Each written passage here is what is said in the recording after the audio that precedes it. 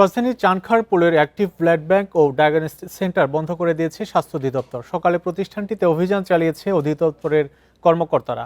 প্রতিষ্ঠানটির diagnostic centre ও blood ব্যাংকের লাইসেন্সের মেয়াদ নেই। ব্লাড ব্যাংকে পাওয়া যায়নি চিকিৎসক, এছাড়া পাওয়া যায় আরও নানা ধরনের অনিয়ম। পরে প্রতিষ্ঠানটি বন্ধ করে দেওয়া হয়। একই এলাকায় আরেক প্রতিষ্ঠান প্রাইম টিজি ডায়াগনস্টিক সেন্টারেও অভিযান চালায় স্বাস্থ্য অধিদপ্তর। তাদের ব্লাড ব্যাংকের লাইসেন্স না থাকায় সেটিও বন্ধ করে দেওয়া হয়। এখন ওই রেনুটা আমরা আবেদন করছি, পরিবেশে আবেদন করছি, ওইটা পাইলে পরে আমাদের এই লাইসেন্সটা পাইয়ে যাব, কিন্তু ওই জায়গা থেকে এখন আমরা পরিবেশেরটা পাই নাই। আমাদের ব্লাড ব্যাংকের লাইসেন্স নাই, বাট আমাদের তো ডায়াগনস্টিক লাইসেন্স আছে আর কি। আমাদের ব্লাড ব্যাংকের লাইসেন্স থাকার কথা। 200-র বেশি সার্ভিস ও ফিচারে লেনদেনের সব বিকাশ অ্যাপে সম্ভব। আমি যতটুকু স্যার জানি, চিঠি দেওয়ার পরে তারপরে সেটা কারেকশন করবেন, আমাদের টিম আবার দেখবে, দেখার পরে যদি মনে হয় কার্যক্রম চালাতে পারবেন তখন কার্যক্রম চালাবেন, তার আগ পর্যন্ত আপাতত কার্যক্রমটা বন্ধ রাখবেন। ঢাকার বিভিন্ন হাসপাতাল ক্লিনিকে অভিযান চলছে, নিয়ে বিস্তারিত জানবো। যুক্ত হচ্ছেন সহকর্মী আদিলুর রহমান। আদিল, একটু জানাবেন এখন পর্যন্ত কতটি হাসপাতালে অভিযান পরিচালিত হয়েছে? আমরা দেখলাম যে কয়েকটি হাসপাতাল এর মধ্যে বন্ধ করে দেওয়া হয়েছে, সিলগালা করে দেওয়া হয়েছে, জানাবেন বিস্তারিত। শরীফ, মানুষের যে 5টি মৌলিক অধিকার তার মধ্যে অন্যতম হচ্ছে চিকিৎসা, কিন্তু রাজধানীতে বিভিন্ন রোগীরা তারা বেসরকারি ক্লিনিক ডায়াগনস্টিক সেন্টারে যাচ্ছে, হাজার হাজার টাকা খরচ করছে, কিন্তু মানসম্মত যে চিকিৎসাটি সেই চিকিৎসা সেবাটি আসলে পাচ্ছে না। তার কারণ হচ্ছে হাসপাতালগুলো, ডায়াগনস্টিক সেন্টারগুলো তারা একটি অনিয়মের বেড়াজালের মধ্যে পরিচালিত হচ্ছে। তো তার সেই অনিয়ম যেসব হাসপাতালগুলো আছে সেই হাসপাতালগুলোর বিরুদ্ধেই মূলত স্বাস্থ্য অধিদপ্তরের এই অভিযানটি চলছে।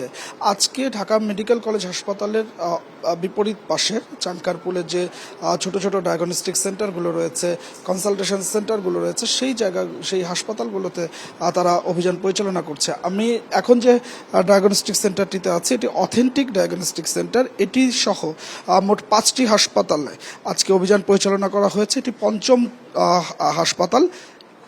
এই হাসপাতালটিতে এসেও স্বাস্থ্য অধিদপ্তরের নানা ধরনের অনিয়ম পেয়েছে। এই হাসপাতালটি যখন অনুমোদন নিয়েছে স্বাস্থ্য অধিদপ্তর থেকে, তখন 50 শয্যার হাসপাতালের অনুমোদন নেওয়া হয়েছে। স্বাস্থ্য অধিদপ্তরের যে টিমটি এখানে এসেছে তারা বলছেন যে এই হাসপাতালের জন্য প্রত্যেক দিন 15 জন ডক্টর থাকার কথা, অর্থাৎ প্রতি শিফটে 5 জন ডাক্তার এবং 10 জন নার্স থাকার কথা, কিন্তু এই সকালবেলায় এসে দেখা গেল যে এখানে 1 জন ডাক্তার রয়েছে এবং 1 জন নার্স রয়েছে। অর্থাৎ এই যে হাসপাতালটি পরিচালিত হচ্ছে সেখানে চিকিৎসক নেই, নার্স নেই, এবং একই সাথে এই হাসপাতালের যে পরিবেশ এখানকার যে ল্যাবরেটরিতে পরীক্ষা করা হচ্ছে, আমরা সেখানে গিয়ে যেটা দেখলাম সেটি হচ্ছে যে টেস্টের রিপোর্টগুলো আসছে, কিন্তু সেই টেস্টের রিপোর্টে আপনি জানেন যে একজন ডাক্তারের স্বাক্ষর থাকা প্রয়োজন।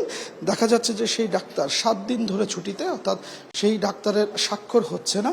সেই টেস্টের যারা টেস্ট করতে দিয়েছিলেন সেই